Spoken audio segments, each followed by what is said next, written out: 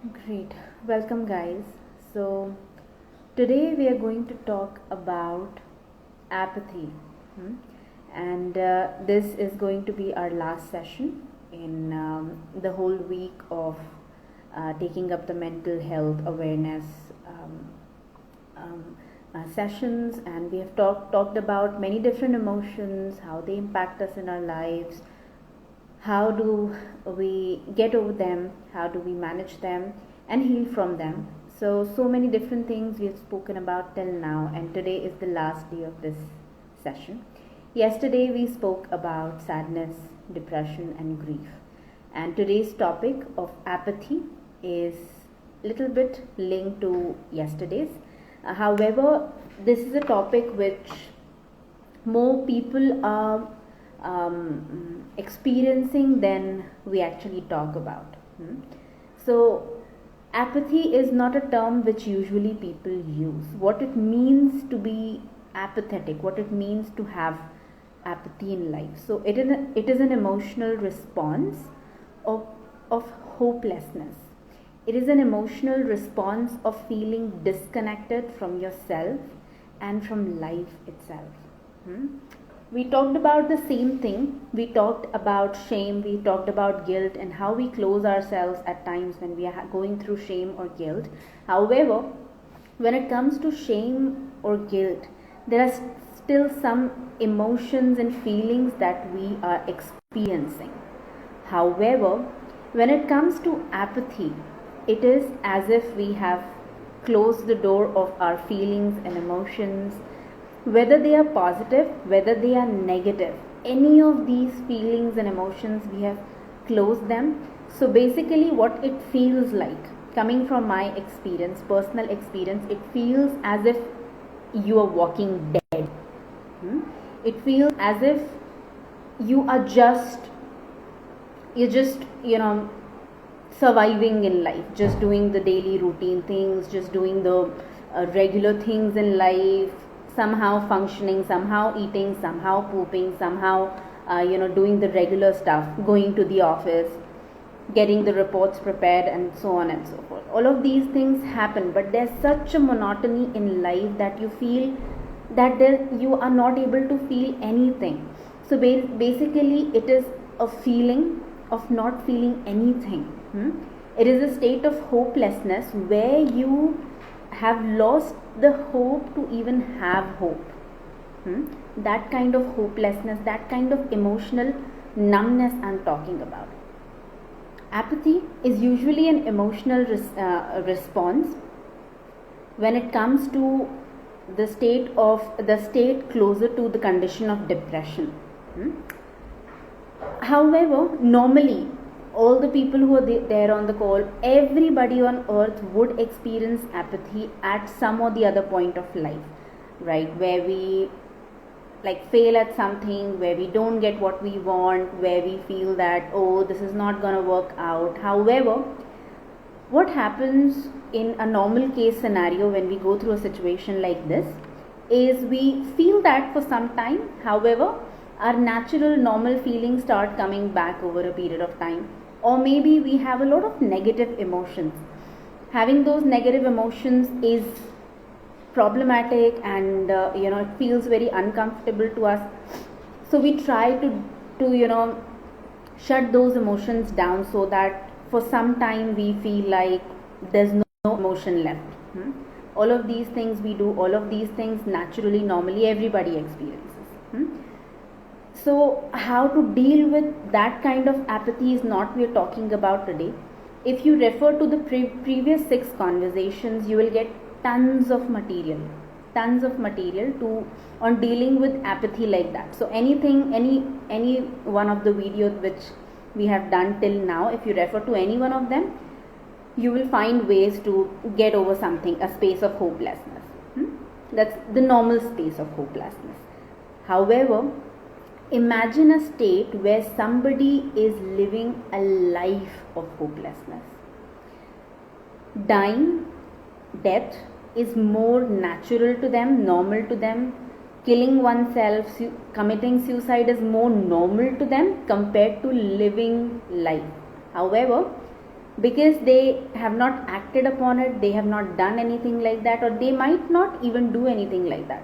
So they're just walking dead, as I was saying in between. So not feeling anything, not allowing any of these feelings, be it negative, be it positive, none of these feelings are there, and we feel numb inside. We're just doing the regular routine thing and life goes on. This is something which comes with a depression condition which has been prolonged, which has got seeped into our system, or maybe this is something which comes to us as a part of trauma which occurred to us as a child. So we have been in that state of apathy for a very long time in our lives, and we have made it a habit. We have basically made it a way of living our lives. That's how it happens. And I wouldn't say that a lot of people, like a great percentage of people experience it. However, a fairly good number of people actually experience this thing without even being aware of going through something like this. Why? Because not having any emotions is a more celebrated state than having negative emotions, right?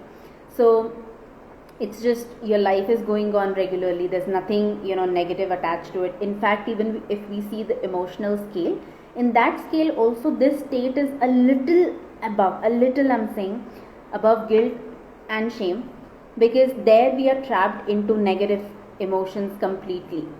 However, in this state we are like, मुझे कुछ नहीं feel करना है, अच्छा भी नहीं feel करना है, बुरा भी नहीं फील करना है, फील ही नहीं करना है, right? That's what apathy is. अभी फील नहीं करना है, क्यों नहीं करना है? कैसे, how do we develop, how do we come to this space where we start feeling apathetic in life? So a lot of people, a lot of children are shamed for doing something wrong. Bad boy, bad girl, if you do this I'll not give you this, if you do that I'll not give you that, if you cry like this you're a bad boy, you shouldn't behave like this, if you behave like this you're a bad girl, you shouldn't do this, shouldn't do that, so on and so forth. We have heard plenty of stories around this thing. However, as a child, when both of your negative as well as positive emotions, both of them are invalidated. I'll give you one classic example of this. So let's suppose as a child, you want a toy or you want a chocolate, and you're told that you're such a bad boy for asking for this, is one thing, right? You're shamed for asking for something. So basically, as a child, you get an impression, I shouldn't ask for this thing. However, when you are told you shouldn't ask for this, we have already given you so much and you're not grateful about it. Have you seen poor people in the world?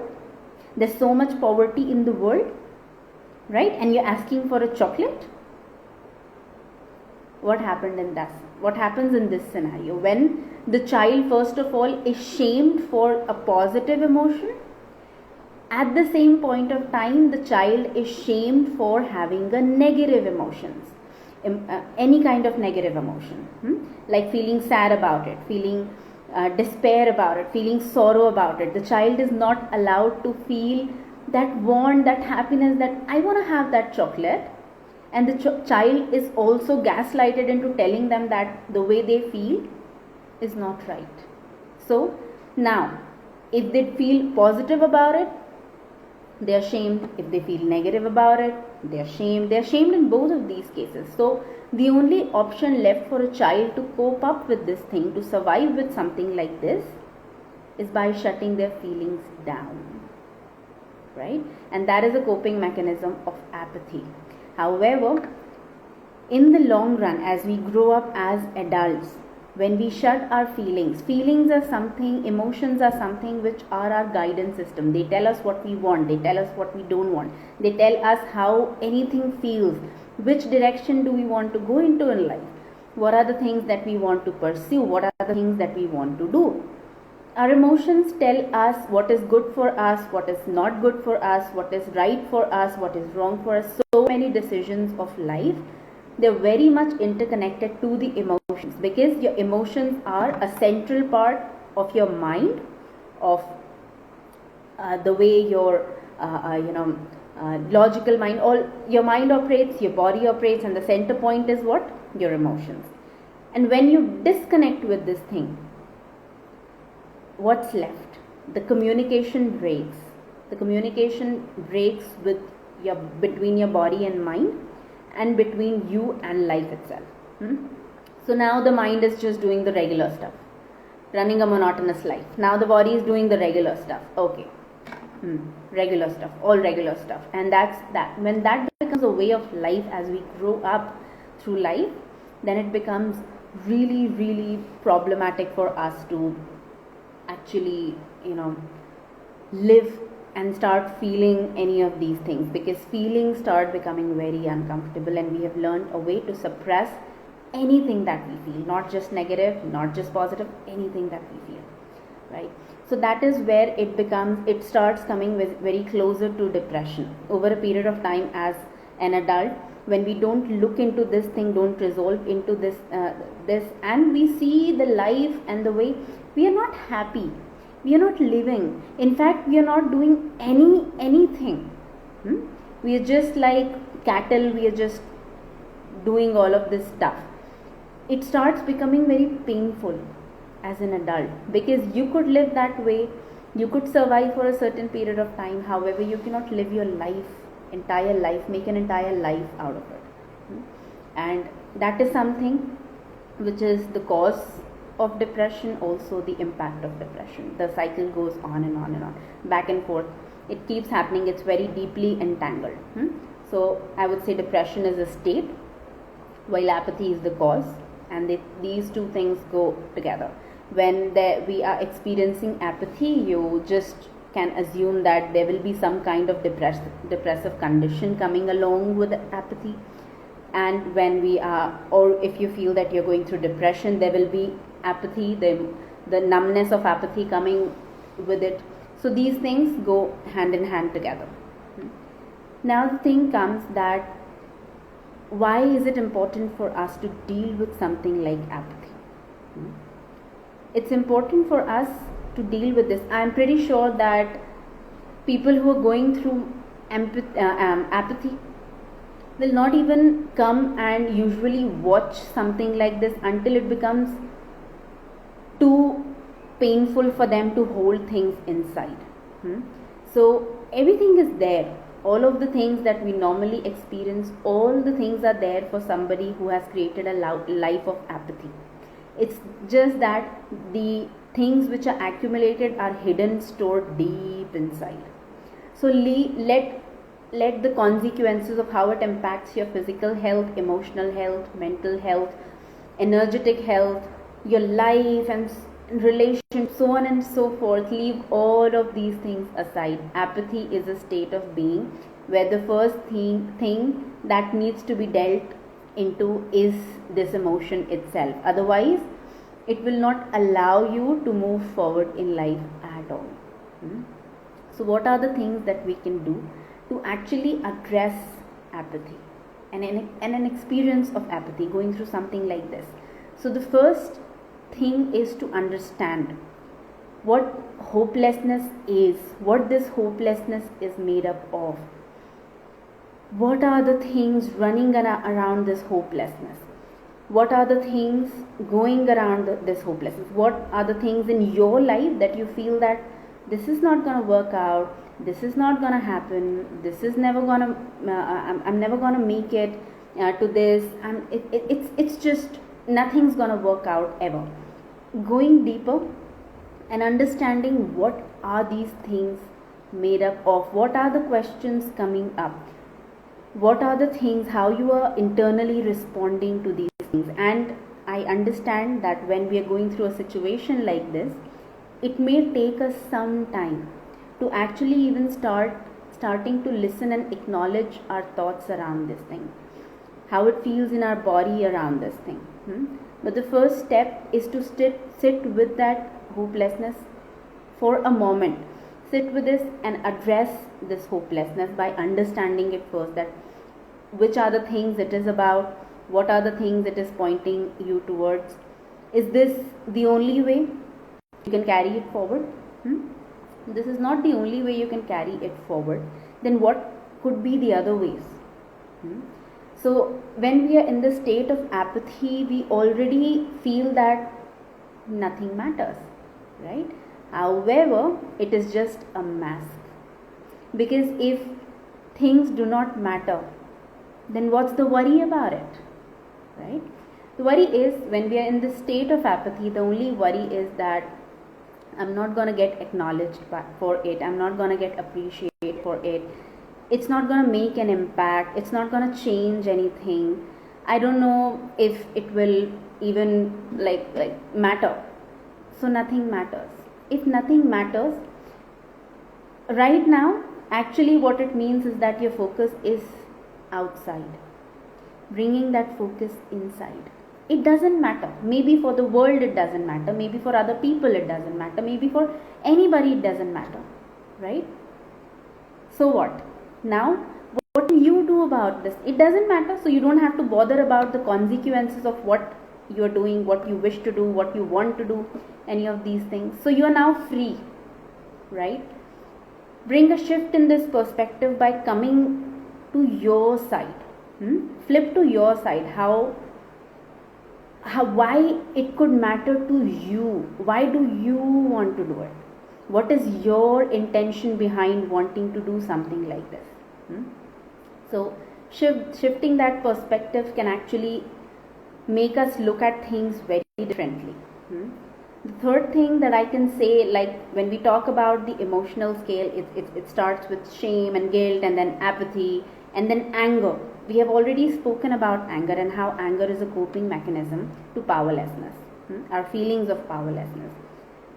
So anger can be very helpful in the form of expression. Maybe as a child, you have anger towards your parents, you have anger towards God, you have anger towards X, Y, Z, or why this, why that. Asking all of these questions.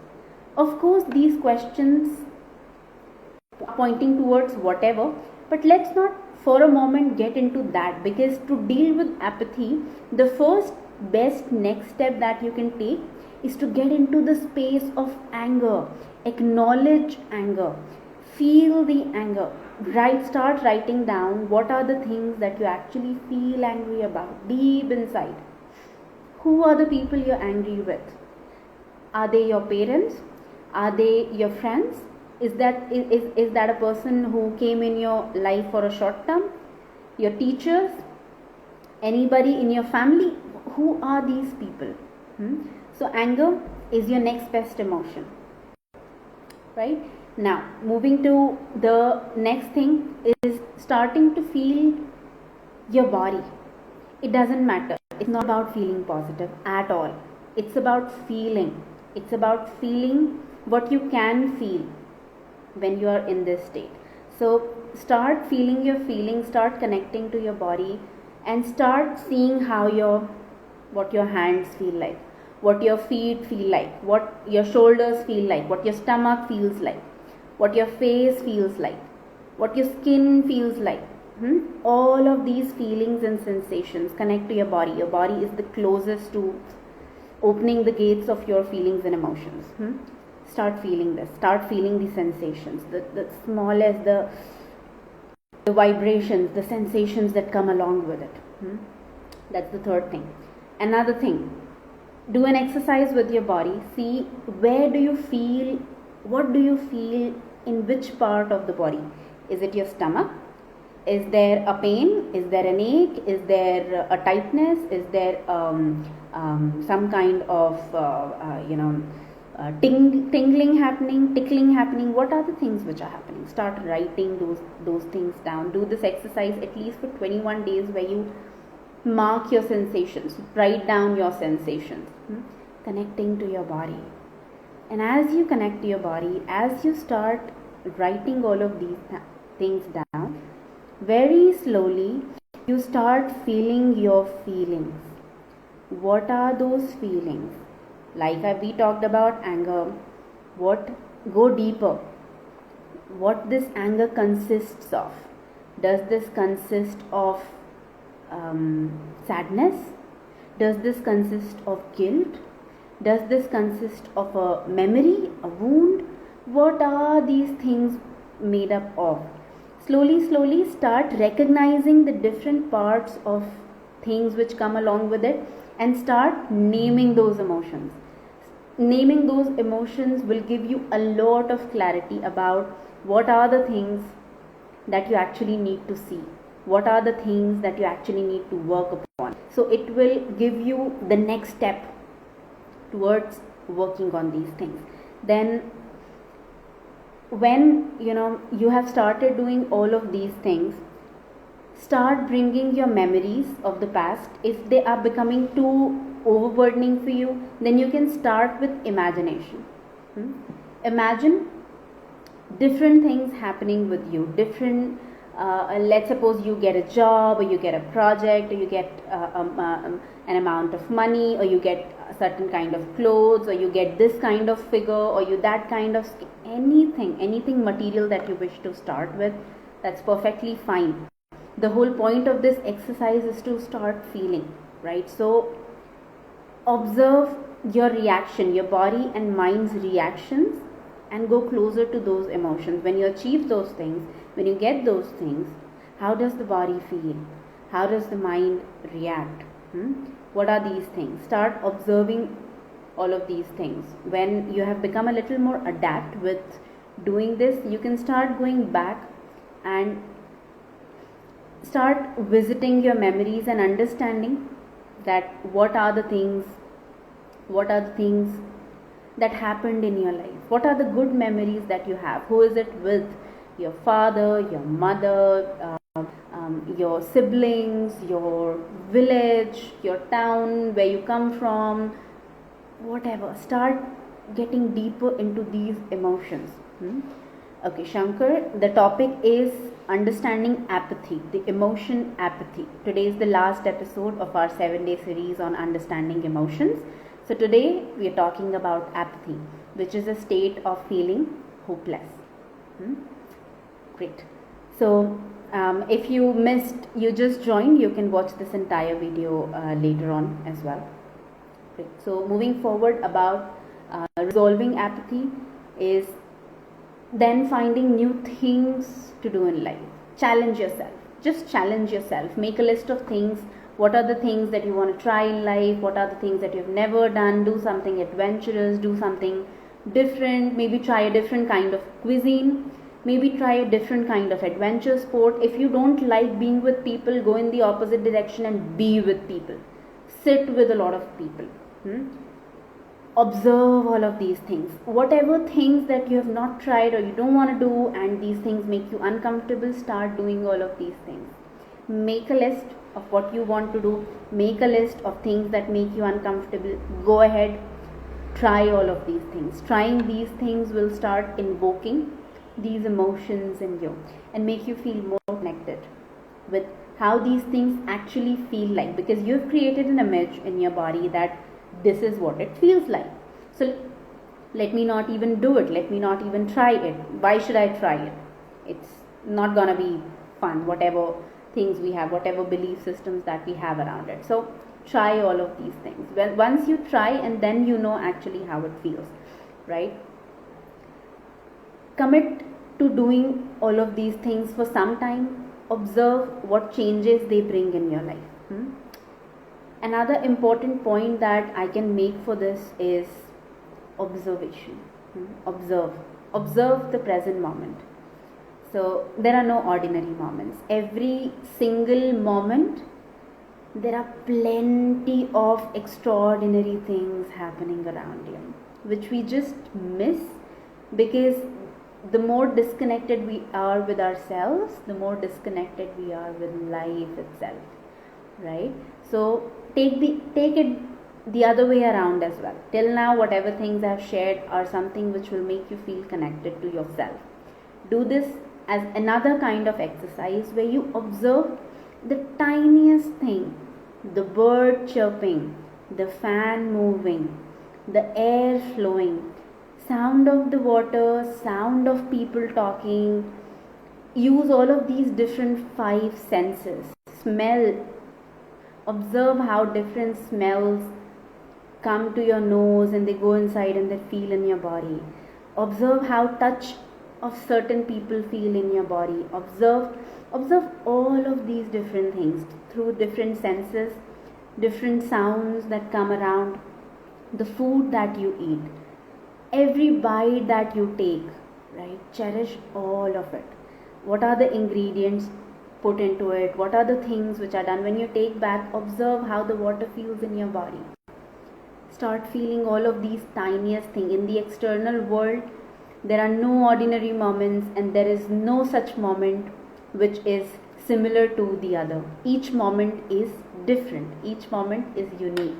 It's only about our own observation power, whether we are able to observe it and whether we are able to enjoy it, move along, flow with life, moment to moment, enjoying all of it. So start living in that kind of expanded awareness as an exercise of listening to more and more things and bringing them back to your heart. These are some of the exercises. If you're going through something like apathy, I would request you, then rather than jumping into doing all sorts of things, this is the first thing. This feeling side of it is the first thing that you need to acknowledge and the first thing that you need to process, right? Once you connect with your feelings, there are pretty much many things to explore it, take it forward, right? And it's not going to be an easy journey for anybody going through apathy, because the whole point of us shutting our emotions down and living like dead is because we don't want to feel bad, we don't want the repercussions, we don't want the consequences. Even feeling positive will have its own consequences, and we don't want to have those, right? So that these are some of the earliest steps that you can take on your journey of apathy. However, as I say that dealing with these kind of situations, mindsets, way of life, having a helping hand, somebody to support you on this journey, to guide you on this journey, is very helpful. It also helps you be accountable to doing all of these things, because it's very easy for you to slip back and go back into the old patterns until the pattern is sustained, until the pattern has come to the point where it has become the new way. It keeps coming back over and over again.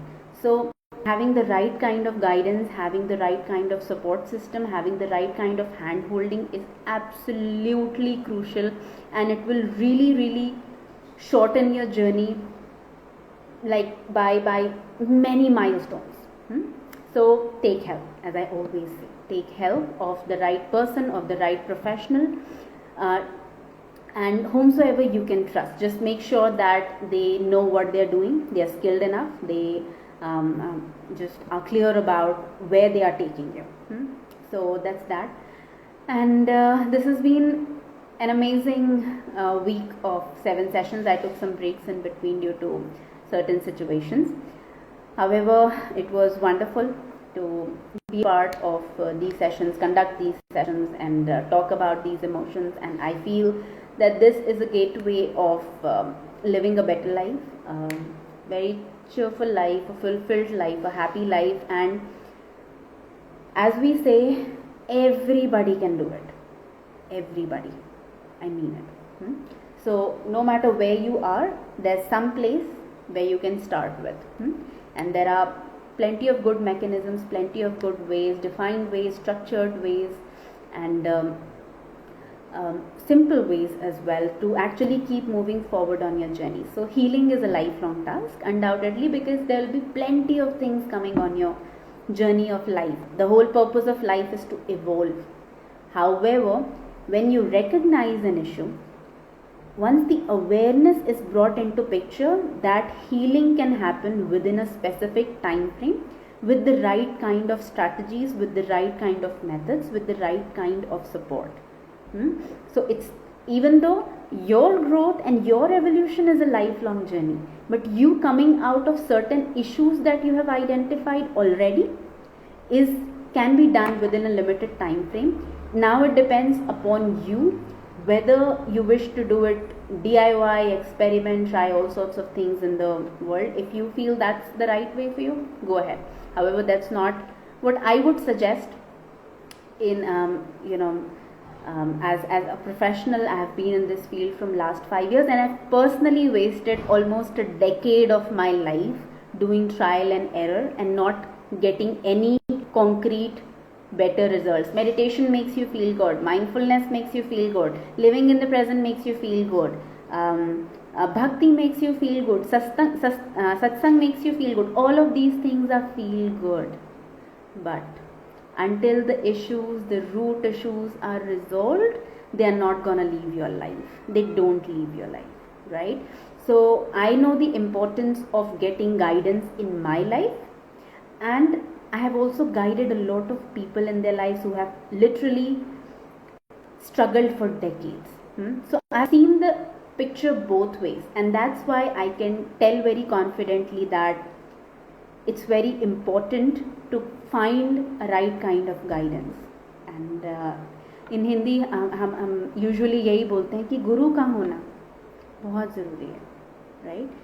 They lead your way, otherwise आप भटक भटक के बहुत if you don't know the way, then every way is the right way. Go wherever you want and keep roaming, it will take whatever number of years and whatever. It's your life, it's the value of your life, it's the value of what you do with your life, right?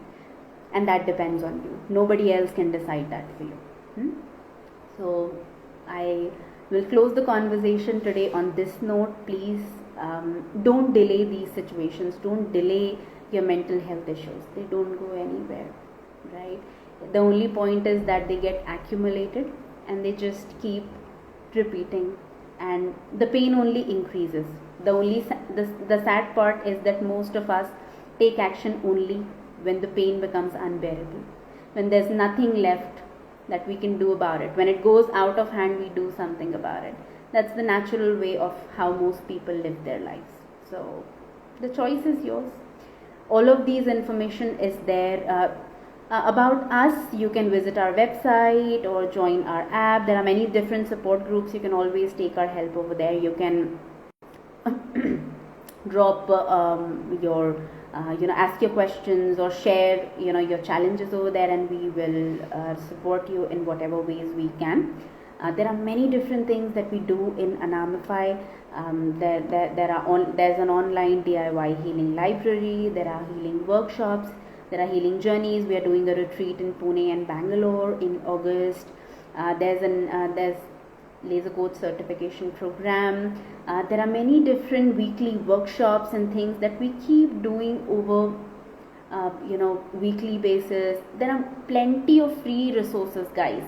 150, 160 plus YouTube videos are there where we have done open discussions. There is an audiobooks library. There are blogs written. There plenty of things, plenty of material. Now it depends upon you how you wish to use them. Great, cool. So today the topic was on apathy, and today was the last session. So thank you so much, all of you guys who joined us for these sessions. Somebody is asking, there's a lot of gaslighting in the workplace that makes very different to survive in the job. Okay, Sanat. So yes, I can totally understand something like this happening, and a lot of people experience that. We will take up this particular thing in the next conversation. Any other conversation, you're invited to join us in the app. You can also ask your questions over there. Probably I'll be able to answer it there better, because I'll be able to have a two-way communication with you that way. So do that, or you can explore the YouTube channel. There are videos regarding this on the YouTube channel as well. Cool. So that's all for today, guys. Thank you so much for joining, and it was wonderful. I'm grateful to all the people who joined me in these 7 days. Have a great day, guys. Lots of love to all of you. Thank you so much. Namaste.